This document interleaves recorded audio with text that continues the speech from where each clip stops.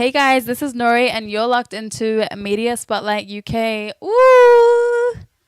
Ooh!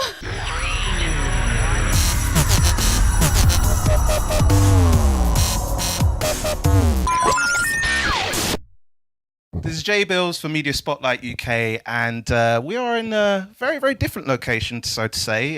Kind of like spaceship feels right now. And ladies and gentlemen, I have with me a very beautiful special guest with me. Just 2 seconds ago, I was called Daddy. I was like, this is going to go really well. So, ladies and gentlemen, I have with me Nouri. How are you doing, darling? I'm good. You're letting out all our secrets. Well, you know, not all our secrets, just one, just a little one, something. So, welcome to London. Thank you. Is this your first time here? It is. Okay, so how? Did you hear the accent? Sorry. I was like, it is. It is. Kind of. Yeah. Yeah. I mean, there's a lot of similarities within, like, you know, being in Australia, New Zealand, and London. But the biggest, like, sort of difference is a lot of people say, like, "Oh yeah, you're from London." So no, I'm from New Zealand. Like, do you get Yes. that all the time? All the time, but so I either get confused with the British accent or the Australian accent. But guys, it's a New Zealand accent. Yeah, it's So completely many different, ladies and differences. gentlemen. Trust me. You have a very interesting background. So you're Kurdish. Yes. And you've been journey hopping all over the place. I've seen. You know, you went to Iran, you've been to Syria, and then you've gone over to New Zealand. The interesting thing is that what are the biggest cultural differences between the both? Because obviously that's, you know, you got the Middle East, and then you have, like, you know, far out in New Zealand. So what are the major differences for you? Well, I was 3. So I was 3 when we left the Syrian refugee camp that I was born in. And when we got to New Zealand, you know, we were still struggling. But the main difference is obviously, like, my mom, she didn't know how to speak English. So, like, there was language barriers.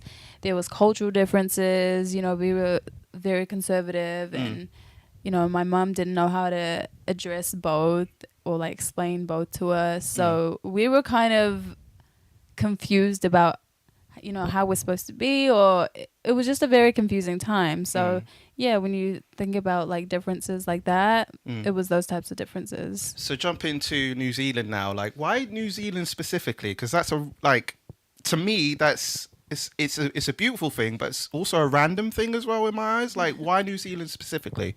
Well, you know, we didn't get to choose what country we went to. Okay. Yeah. So my sister Jen, she needed medical attention. So New Zealand opened up their doors and was like, you know what, we're going to treat her. You come here, you know, we'll look after you guys, and this can be your new home. Awesome. Now, the personality I get from you already before we even come on camera is that you're a very fun, bubbly, loving person. I can see that already. No. Like, as soon as I came into the room, I was like, yep, this is going to go super well.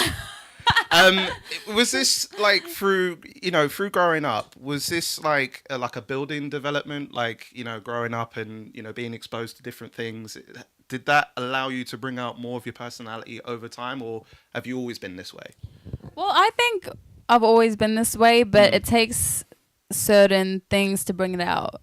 Like, I think my family has made me so comfortable in me being myself. Yes. That I feel like I can be like this with everybody, and I can make jokes, and people won't take it that serious because I love to joke. Yeah, so do I. Right. I'm a bit of a weirdo at most times. Me too. Anyway. And the thing is, some people will say to me, it's like, do you need, like, you know, men in white robes to take you away?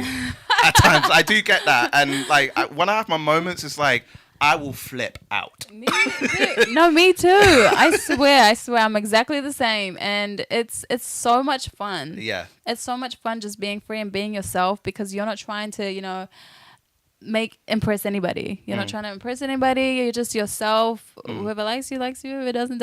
It doesn't bother me. Yeah, it doesn't bother me either. Like, before, it used to. Like, I used to be self-conscious of what people think of me. Now it's like, if you don't like me, I've got friends that do. Same. And I swear to God, everybody gets to a certain point where they don't start not caring. Yeah. And once you get there, it's the best. It's the best You feeling. start really living. As far as music goes, like, you've been doing this since you were pretty much a fetus. If we call it that way. You know, you said in an interview that you've been wanting to professionally do music at the age of 9. What got you to that point of like, music is going to be my life journey? Like, what was that moment for you? Where was it? Take us back. I will. Well, I was 9 years old and I was about to perform in front of my school, my whole school. So everybody went to camp and the people that stayed back did like a talent show. And I was like, oh my God, this is like my chance. I can see if I know how to see the reaction of people. Yeah. This is my first time performing like live a test for anybody. performance, yes. It was like a test. Yeah. So I sang "When You Believe" by Whitney Houston and Mariah Carey. Wow. And I did it a cappella too, just because I didn't know how to sing to an instrumental or anything. That's a big pedestal big song. to do. You jumped there way quickly. It was like, yeah, let me just go there. Like, let me just climb the ladder right now.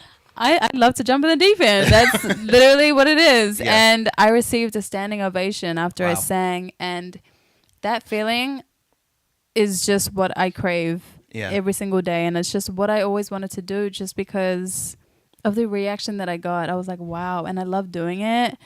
It just made me want to do it for the rest of my life. And you're still here now. You're dominating. Yeah, I can see. Thank I can you. see like you're all over the place. Like you're meeting a lot of industry heads. You know, a lot of big time names and stuff like that. Yeah. As far as your music goes, I noticed that you do a lot of R&B pop as far as a genre, but you're very open to other styles of music. Like, when you create music, is it like a feeling or mood at the time when you make it, or is it literally you set yourself just to do R&B?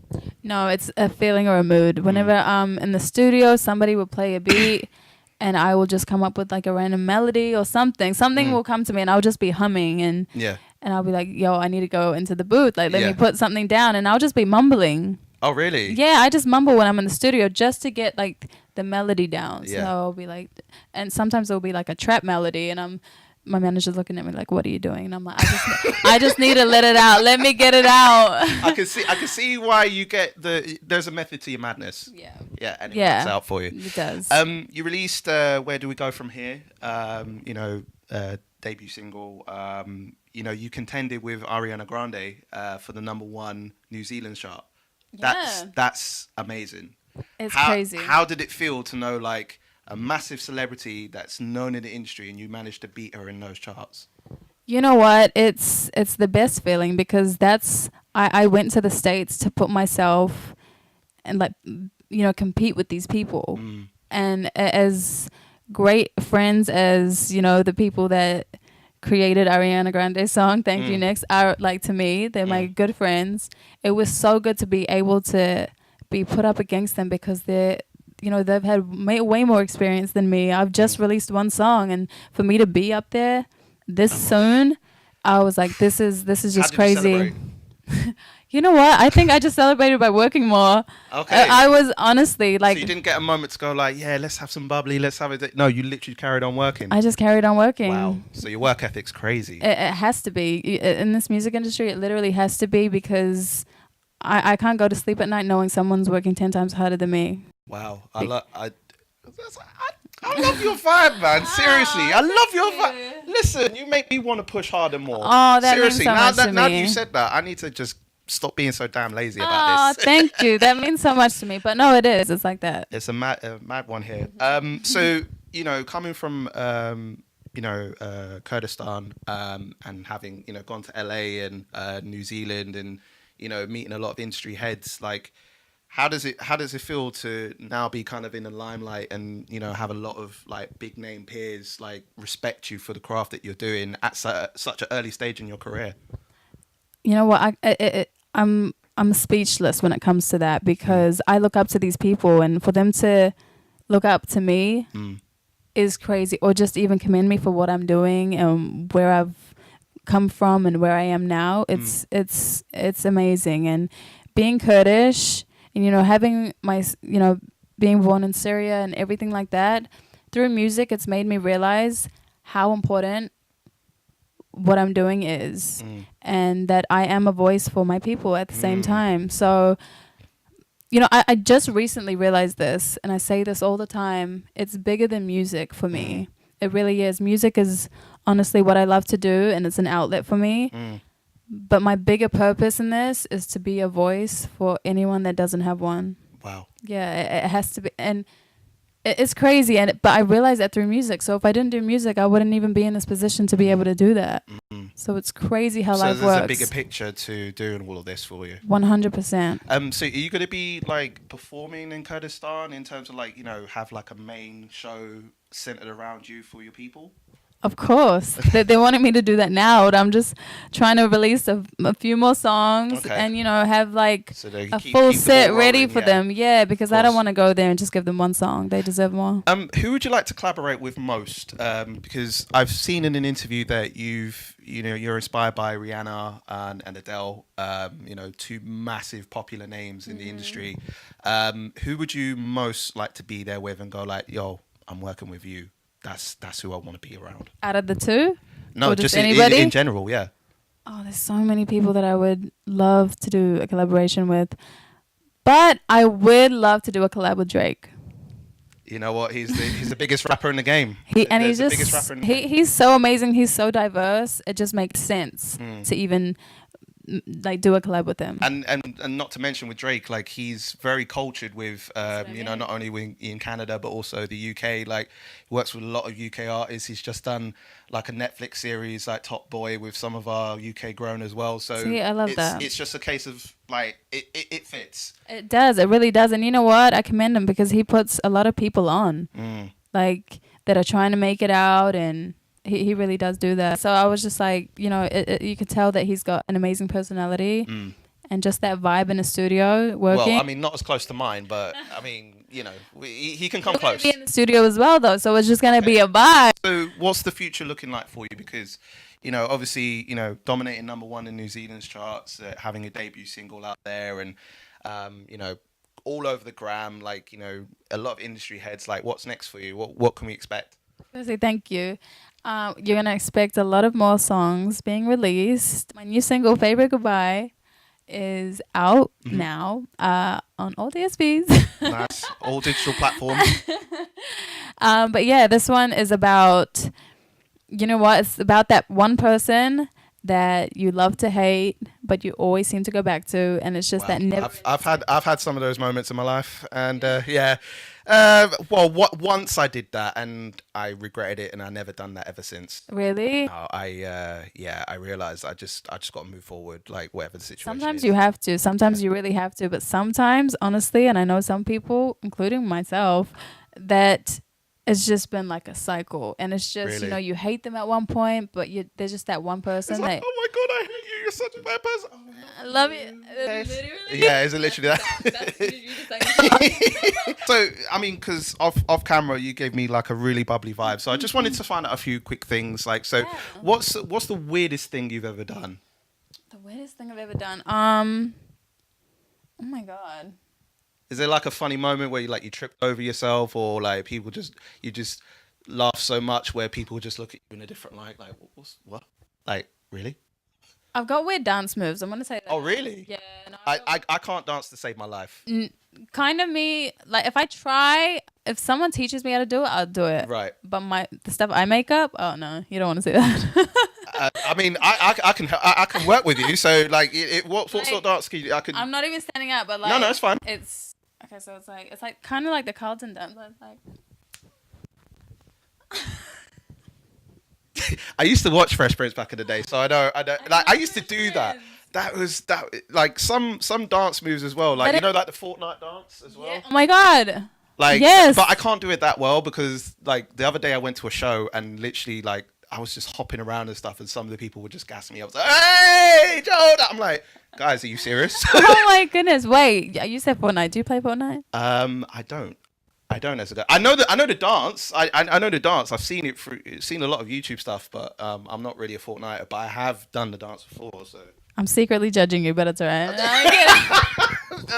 Well, you can judge me. It's fine. Like I said, I can't dance to save my life, so it's cool. I'm kidding. Alright, it's cool.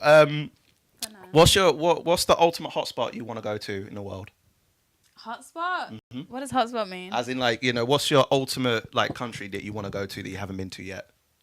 Ooh, well, I can take this one off now. I can take London off. I would say Dubai. Yeah. Dubai. Yeah. You've not been there? I haven't been there, but I'm going in like 3 days. Oh! Yeah, I Hey. know.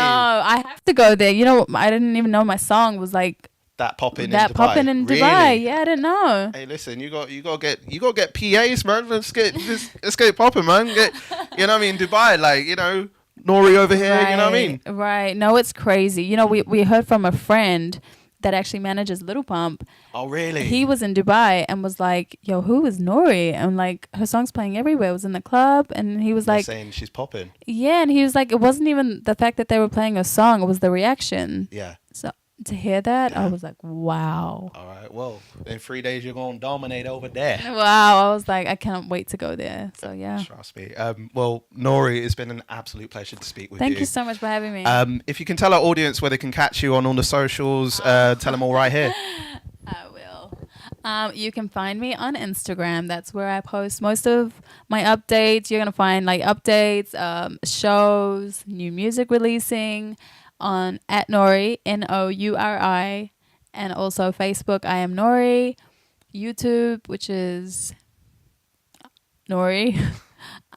What else am I on? I think that's mostly Instagram, honestly. Yeah, like everybody uses Instagram nowadays. Everyone's on Instagram. And you're gonna find everywhere else that I'm connected on my Instagram. So that's literally like my website. Oh, my website.